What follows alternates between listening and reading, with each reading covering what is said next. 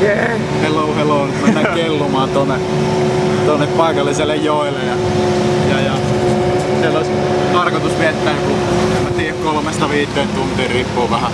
6 pitää viettää takaisin nää kellukkeet.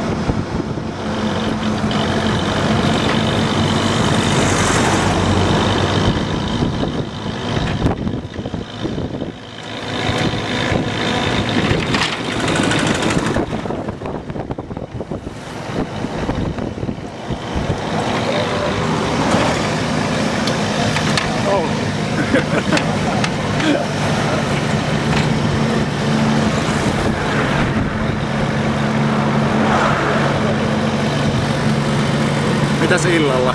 Illalla otetaan vissiin kuppia sitten. I think in the evening it's time to take some bucket more. Mike took some buckets yesterday and he felt nice. A bit too nice.